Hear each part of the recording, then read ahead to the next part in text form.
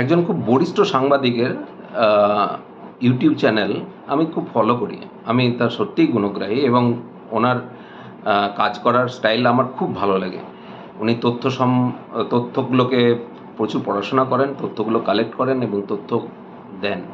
কিন্তু কিছু, কিছু সময় কিছু, কিছু জিনিস নিয়ে আমার খুব গায়ে লাগে অ্যাকচুয়ালি ওনার চিন্তাভাবনা। যাই হোক, ওনার একটা ভিডিও দেখলাম। তো উনি যেটা বলতে চাইছেন যে ইন্ডি জোটের সিপিএম এবং উনি কংগ্রেসকেও কিছু কোনোদিন বলেন না। আর যাই হোক, ইন্ডি জোটের এই সিপিএম বৃদ্ধতন্ত্র থেকে বেরিয়ে এসে তরুণ তাজা তুর্কিদেরকে নামিয়েছে, তারাই সমাজের নিয়ে আসবে। কি কে কি করবে? আপনি আমাকে দুটো কোশ্চেনের উত্তর দিন তো। সেন্ট্রাল থেকে সীতারাম ইয়েচুরি বা বৃন্দা কারাট এরা এখানে আসেনি কেন? প্রচারে দাঁড়ায়নি কেন তাদের পাশে? এরা কি করবে? রামশ্যাম যদুমধুকে আমি দাঁড় করিয়ে দিলাম, ইয়েতে হয়ে গেল, চলে গেল, কি করবে সে? সেই তো তৃণমূল মোদি দিদি সেটিং করে চালাচ্ছেন। সেটিং তো কোথায় হয়ে আছে সবাই বুঝতে পারছে।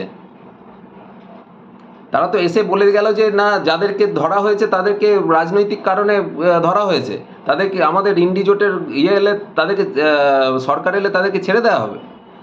তাহলে আপনার দুর্নীতি নিয়ে লড়বেন? কে লড়বে? তরুণ তুর্কিরা কি করবে? তরুণ তুর্কিরা কি এজেন্ডা তাদের?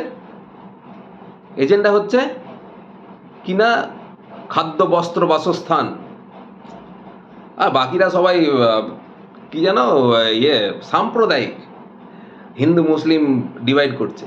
আমরা হচ্ছি খাদ্য, বস্ত্র, বাসস্থান নিয়ে আমরা রাজনীতি করি। খাদ্য, বস্ত্র, বাসস্থান দেবেন? 35 বছর ধরে আপনার বাবা জ্যাঠারা যে এই খাদ্য, বস্ত্র, বাসস্থানের করতে পারেনি, সংস্থান করতে পারেনি, দিয়ে আপনারা এসে খাদ্য, বস্ত্র, বাসস্থানের 35 বছর পরে এসে খাদ্য, বস্ত্র, বাসস্থান দেবেন? কিসের খাদ্য, বস্ত্র, বাসস্থান? খাদ্য যাদের নেই তাদেরকে গিয়ে একটু কাজে গিয়ে একটু রেশন কার্ডটা করে দিন। ফ্রিতে রেশন দিচ্ছে তো মোদি। যতটুকু ফ্রিতে রেশন দেওয়া হচ্ছে তাতে 4 বেলা একজন আরামসে খাওয়া দাওয়া চলে যাবে। রেশন কার্ডটা করে দিন যারা খেতে পাচ্ছে না। আর বাসস্থান যারা পাচ্ছে না তাদেরকে পাঠান পিএম আবাস যোজনার ঘরের জন্য। অদ্ভুত কথাবার্তা। খাদ্য, বস্ত্র, বাসস্থান এই 2024-এ দাঁড়িয়ে খাদ্য, বস্ত্র, বাসস্থান 35 বছর রাজত্ব করার পরে আপনার বাবা কাকার কাছ থেকে জিজ্ঞাসা করুন, খাদ্য, বস্ত্র, বাসস্থান দেননি কেন 35 বছর পরে, 35 বছর ধরে রাজত্ব করে? সেই প্রশ্ন তুলুন আগে। আর রাহুল গান্ধী কেন এখনো একবারও পশ্চিমবঙ্গে এসে করতে পারলো না? একটা র্যালি করে দিয়ে যেতে পারতো তো। কেন আসেনি? কেউ কেউ কিচ্ছু জানে না, কেউ কিছু বোঝে না।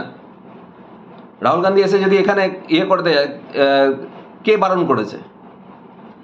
অদিত চৌধুরী সাপোর্টেও একবার এসে একটা র্যালি করতে পারতো না? মুসলিম ভোট ডিভাইড হয়ে যাবে, বিজেপি চলে আসবে, মমতা ব্যানার্জি জটা পেয়ে ওখানে ইন্ডি জোটে সরকার করবেন, আর এখানে মোদি দিদি সেটিং প্রোপাগ্যান্ডা চালাবেন, দিয়ে আপনারা সমাজ সংস্কার করবেন। ফচকেমি মারার একটা জায়গা আছে। কেন ভোট দেবে মানুষ আপনাকে? একটা সোসাইটিতে হয় শাসক দল, বিরোধী দল। শাসক দলের দ্বারা যারা অত্যাচারিত তারা বিরোধী দল করছে। আপনারা বিরোধী, তৃণমূল বিরোধী। আপনার লোককেই যারা খুন করে গেছে তাদের সঙ্গে গিয়ে হাসি কখন একটা এই ব্যানার্জি ওই ব্যানার্জির সাথে ফটো তুলবো, তার পাশে গিয়ে দাঁড়ানোর জন্য মরে যাচ্ছেন, আর লোকে আপনাকে বিরোধী বলে ভোট দেবে? আর সীতারাম ইয়েচুরির সঙ্গে ওখানে গিয়ে আরামসে বসে মমতা ব্যানার্জির সঙ্গে বসে আপনারা ফটোশ্যুট করছেন, আর এখানে এসে দিদি মোদি সেটিং, আর আমরা হচ্ছি বিরোধী। রাস্তাটাই তো ভুল।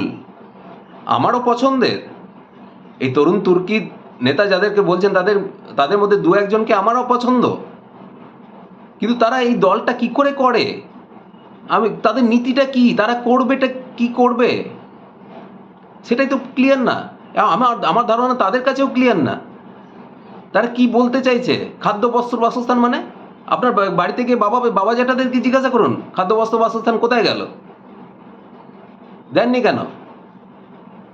35 ইয়ার্স, 5 বছর নয়, 10 বছর নয়, 35 ইয়ার্স কোথায় গেল? তারপরে আসবেন বাংলার জনতাকে জিজ্ঞাসা করতে, যে হ্যাঁ আমাকে ভোট দিন, আমি এই করব। আগে ওখানে জিজ্ঞাসা করে আসুন, উত্তরটা দিন জনতাকে। আর একদম মানে ভাজা মাছটি উল্টে খেতে জানে না, ও কিচ্ছু না, সন্ত্রাস কিচ্ছু জানে না, চুরি চামারি সন্ত্রাস ও সিপিএম দল জানেই না। ভাজা মাছটাকে এটা ঠিক নুন দিয়ে লুচি খায়, কিচ্ছু জানে না। এদিক ওদিক ভাগাভাগি করে তৃণমূলকে জেতাতে চান, তাই তো?